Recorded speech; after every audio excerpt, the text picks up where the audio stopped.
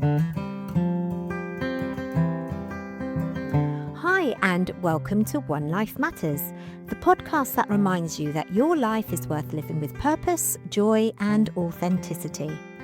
I'm Trish, a counsellor and life coach, and I'll be sharing down-to-earth conversations, insights, and tools to help you navigate the ups and downs of life. Whether you're healing from the past, finding your confidence, or simply wanting to feel more at peace with yourself, this is your space. Because you only get one life and it truly matters. Just before we get into this episode, I just want to mention that this podcast is for general information, insight, and reflection only. It's not a substitute for personal therapy, counselling, or medical advice. If you're listening to this in January, I want to wish you a very happy new year. But I also want to start by naming the obvious. It's that time of year again, when it feels like the whole world, from your Instagram feed, TV adverts, just about everywhere seems to shout at us to get our act together and improve our life. The endless pressure of new year, new me, new habits, new body, new energy, new motivation. The self-improvement options are endless, right? And if you're excited and optimistic by that, well, that's great and I wish you all the best. But if after the crazy marathon of Christmas you're feeling tired, resistant, flat, quietly overwhelmed, or like me, all you seem to want to do is take a nap, I want you to hear this clearly. There's absolutely nothing wrong with you. You're certainly not failing, but you are being perfectly human. For so many people, January doesn't feel like a fresh start. It feels like pressure. And if your nervous system is already tired, then traditional goal setting can feel like just another thing you're failing at. So this episode isn't here to demand the whole "it's time to set your New Year goals" bullshit. It's actually an invitation, a place to understand why motivation can feel elusive and how we might approach goals or whatever it is that we want to move towards in a way that doesn't burn us out. You don't need to take notes. You don't need to decide or take any kind of action today. Just relax, allow yourself to land and listen. Let's take a look at why New Year goals so often unravel and backfire by February, when the novelty is worn off, and why that doesn't mean that you lack discipline or willpower. When we feel under pressure, our nervous system shifts into survival mode. So I want to go through the protective patterns that live in the body, our automatic survival responses that kick in when something feels like pressure or a threat, our fight, flight, freeze, and fawn response. So first of all, let's talk about the fight state. It's that sharp, pressurized energy where you start setting these insane, rigid goals, and the second you trip up, the self-talk gets really nasty. I'm talking fat, lazy, useless, the whole internal riot. I've been there, white-knuckling my way through exhaustion and flu symptoms because I tied my entire self-worth to a to-do list. If that's you right now, trust me, you aren't the only one running on fumes. Flight is the "I'm getting out of here" button. Sometimes that's physical, like needing to leave somewhere right now. But usually it's mental. It's the endless scrolling, the sudden urge to start a new podcast when your tax returns are due, the inability to focus on a single conversation. It's high-speed energy with nowhere to go. It's not that we're being lazy when we want to avoid things. We are in a state of mobilization that has nowhere to kind of land. It's frantic, it's exhausting, and it's a sign that your system is just trying to find an exit. Freeze. Now, here's a heavy one. It's that cold, numbing sensation where the world feels a little bit fuzzy or far away. You might notice yourself getting really quiet, or your mind just goes totally blank in the middle of a conversation. I'm going to be totally honest with you. For me, it feels like I've lost the remote control to my own life. I'm physically there, but mentally, I've checked out.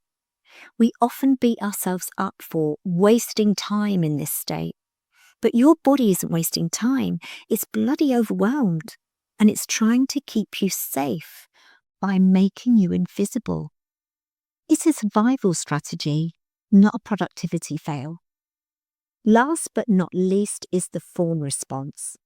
Fawn is the safety in approval response. It's high-speed people-pleasing fueled by pure survival. You aren't being a pushover because you're weak. Your nervous system is convinced that if you stop making everyone else happy, something terrible is going to happen. It's that frantic urge to fix everyone's mood so you can finally breathe. I've caught myself doing the fawn dance more times than I can count. Over-explaining, over-apologizing, and overextending. It's not kindness, it's a stress response. And believe me when I tell you, it's a one-way ticket to burnout. January goals are often born from fear rather than desire. Fear of falling behind, fear of not being enough, and for some, fear that this is our last chance to fix ourselves. There's often compare and despair thinking underneath. Telling yourself, I should be further along by now. Everyone else seems to be doing so much better than me. If I don't get this right, I failed again. It's that kind of stress-inducing, self-deprecating monkey chatter. But here's the science sprinkle. Your nervous system doesn't seek transformation. It seeks safety and familiarity. So when a goal feels threatening, urgent, rigid and loaded with meaning, your system, once the novelty is worn off, may resist it. Not because you're lazy or broken, but because you're human. There's also this sneaky little thing called the status quo bias. And it's got nothing to do with back-combed bad hair and an overkill of denim. The status quo bias is a fancy psychological term for something we all do. It describes our natural tendency to prefer things to stay the same, even when the same doesn't actually make us happy and can, in fact, be holding us back. Even when change could improve our lives, and even when we say we want something different. So if you've ever thought, I know this job, relationship, habit isn't good for me, but at least it's familiar and I know where I stand, that's the status quo bias at work. It has a mantra of, better the devil you know. And as I've mentioned countless times before, our brains are prediction machines. They're constantly asking, what's familiar? What do I already know about how to survive? And here's the key thing. That system of yours often prioritizes predictability over happiness. Familiar pain can feel safer than unfamiliar possibility. So even if something feels uncomfortable, draining, or limiting, if it's known, the body often says, let's stay here. We've survived this before, so we're safe. This is why change can feel so unsettling, even when we know it's positive. A new habit, a new boundary, a new relationship dynamic, all of these introduce uncertainty, which can feel like danger to our nervous system. Status quo bias is also why we tend to overestimate the risks of change and underestimate the cost of staying the same. We catastrophize and imagine everything that could go wrong if we change. What if I fail? What if I regret it? What if I can't cope? But we rarely sit with the quiet toll of not changing, the low-level anxiety, the resentment, the numbness, the exhaustion of staying small or stuck. And culturally, especially at this time of year, we're told that change should be bold, dramatic and instant. New year, new you, big goals, total reset. But the nervous system doesn't respond well to being shouted at. If change feels too fast, too big, or too threatening, status quo bias will quietly pull us back to old patterns, not because we're sabotaging ourselves, but because our system doesn't yet feel safe enough to move. This is why willpower alone rarely works. Lasting change doesn't come from forcing yourself out of the status quo. It comes from making the new feel safer than the old, from small repeated experiences that show your nervous system, I can do this, I'm still okay. Nothing terrible happened. So instead of asking, why can't I change?